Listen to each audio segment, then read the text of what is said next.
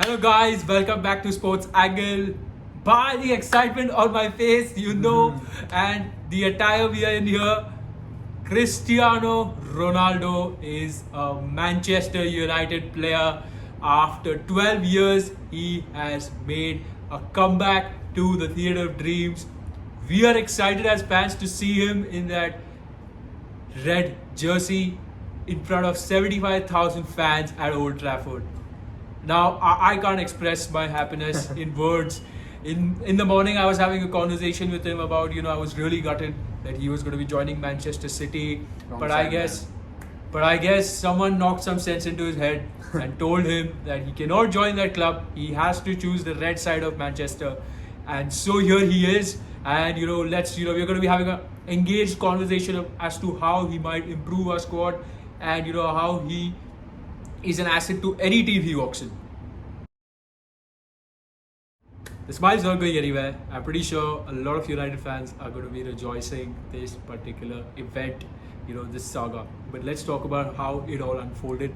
So initially, every summer's certainty is that the temperatures are high, you will sweat, and third is that every media outlet in the whole goddamn world will talk about a return of Cristiano Ronaldo to Manchester United. You had Italian newspapers also now jumping in because of his move to Juventus. You had Spanish newspapers always during his time at Madrid, and English outlets always had a huge say in where his future would be, because obviously his Manchester United roots are everlasting. Now it happened so that last weekend that I think he was almost ready to go, and he was almost ready to be departing his way from Juventus. So what do you think about that? Like what exactly happened there?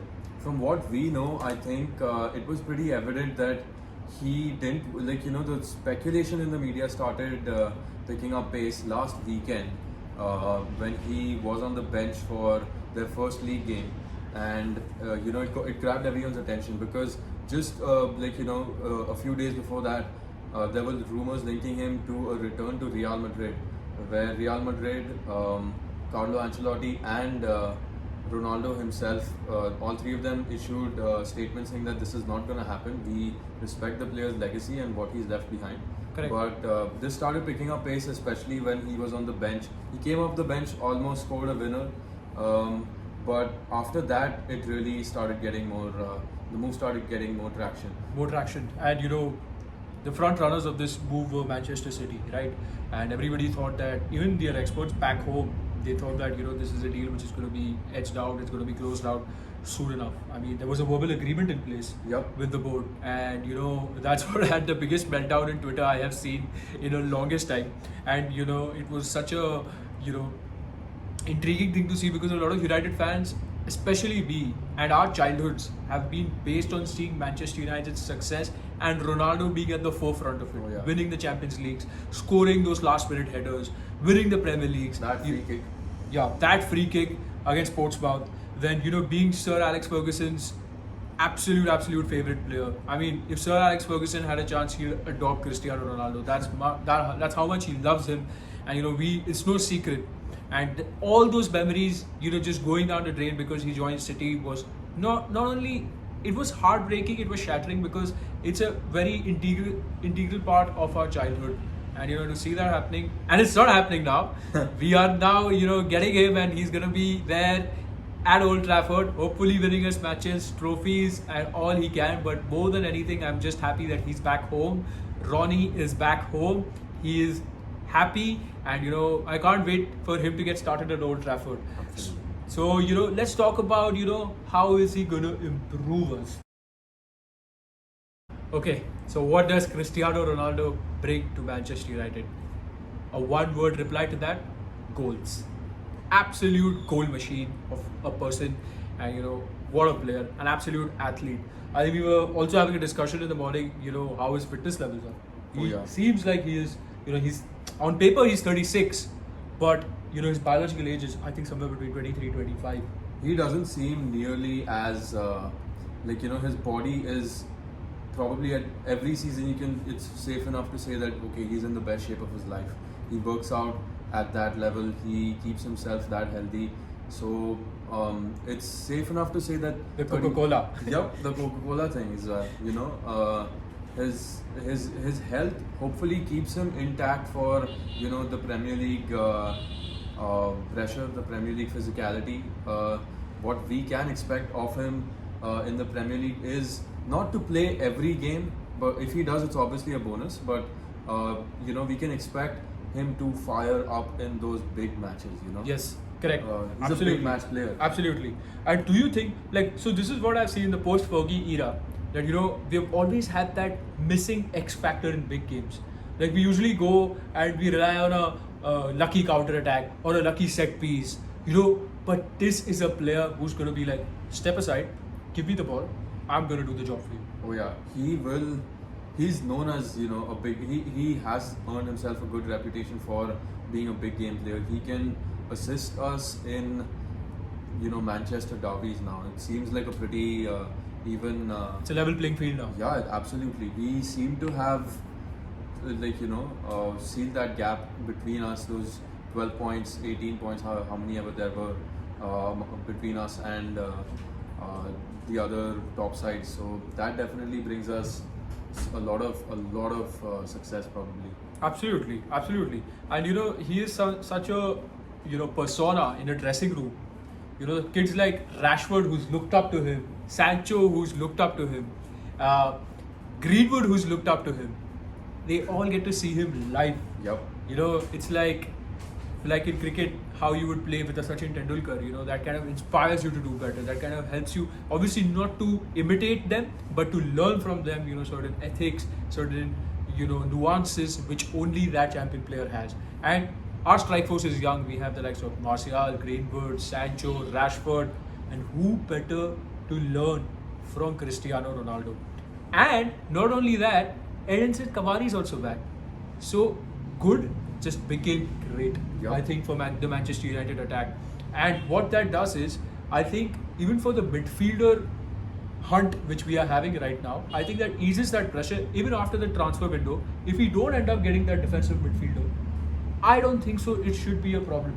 It shouldn't. Hopefully that doesn't.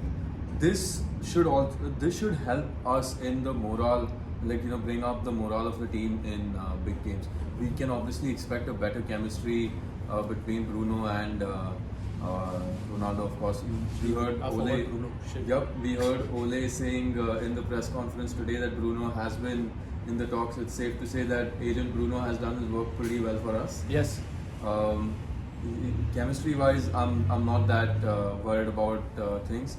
Sure, the good thing about it is that we have a good defense that we can rely on for this season, and I think that's what Sir Alex also believed, that attack wins you games and defense wins you titles. So And I think this time Ole has gone for both. But a huge shout out to Ole. Many people, when he walked into this job, they felt that he was out of his depth. He was not sufficient enough to be a Manchester United manager. But what I've seen is he's instilled a good culture. He's got that Man United, swagger back, where you literally cannot push over this team. You literally cannot be like, hey, it's Man United, we're going to get 3 points. Now that's not going to happen. Now when the opposition walks through those, dressing room doors and, peeps into that Manchester United dressing room, you're going to see a Ronaldo shirt, you're going to see a Pogba shirt, you're going to see a Harry Maguire shirt, you're going to see a Varane, Sancho, Bruno Fernandes, Greenwood, Rashford, Martial. And De Gea. That's now going to send shivers down most of the team's spines, be it a Champions League or a Premier League. So this is a shockwave signing. It's not to be underestimated at all. I would say, Messi and Ronaldo in the same season, changing their clubs, has just said that, these players not only want to thrive for more, but they want to prove themselves across various verticals of the sport. Oh yeah. This is what I think we were talking about earlier, is that even though Man United might have on paper an easy group in the Champions League, he can help us fire up in that, and if and when we progress through the knockouts, we can no doubt rely on his skills to get us past those very good knockout stages that he's known as Mr. Champions League for a reason. He has one of the best, if not the best, record in the The knockout Champions League. series. Yes, Yeah. and I remember once in a Real Madrid season, he had only 2 or 3 goals in the group stages, and he scored around 14 goals alone in till the final, and won Real Madrid the Champions League. And, He's capable of doing things. Yeah, like he that. single-handedly also got out of a lot of matches, in which they've been 3-0 down in the first half, and he's come out and scored, a hat-trick, and, he's taken them through. That Atletico Madrid game, Oh. where the Atletico fans were just having a go at him at every single touch he was having of the ball. And when they came back to Turin, Ronaldo absolutely, hit them for a home run. And that game, he called his friends and he told them, like, I'm going to win this match. Now imagine the confidence he has to do this. So this guy's mentality is like a rocket. And most importantly, he's an ambassador at the club. He's a legend of the club. Yeah. That's the whole thing. And a legend of the club coming back is more of like an event. It's like a huge celebration. So I'm pretty sure Ole is delighted. The boys are delighted. And come on, Pogba, sign that goddamn thing. Sign the contract. Please. You have Ronaldo now. Like, what more? Where else can you get this? Yeah. So that's about that. And yeah. That's what, like, it would have hurt United fans a lot more personally if he had signed with City, because as you said, like, he's a legend of the club. Regardless of where he goes next, his legacy is not going to be erased. So it would have hurt to see him in a City shirt. Luckily, we don't have to go through that. Yes, absolutely. We dodged a bullet over there. Yeah. And the best thing that he brings to the table right now is that he's really nice at, like, his mentality in all of these big games is what the squad can attack. imbibe. Yes. Definitely. Yes, and his leadership skills. Now, Yeah. I don't think so. The kids need to look anywhere, around. I think you just look around. You have a Harry Maguire on your left, Rafael Varane on your right, straight in front of you, Ronaldo standing.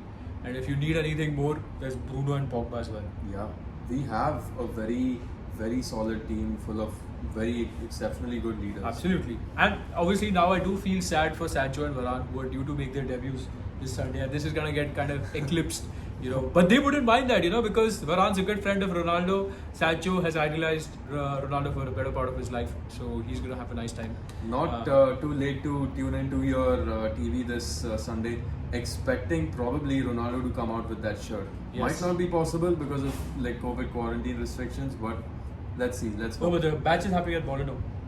Oh, okay. It's not happening at Old Trafford. Okay. So I think after the international break, I think that's a possibility. Oh yeah. Hopefully it is. Yeah, and if that's a possibility, and Ronaldo's scoring a screamer at Stratford End, that's it. That is it. That's it. I'm going to faint. But yes, guys, that's about it. Tell me, how excited are you to see Ronaldo back in the Manchester United colours? And it's going to get scary, but not for us.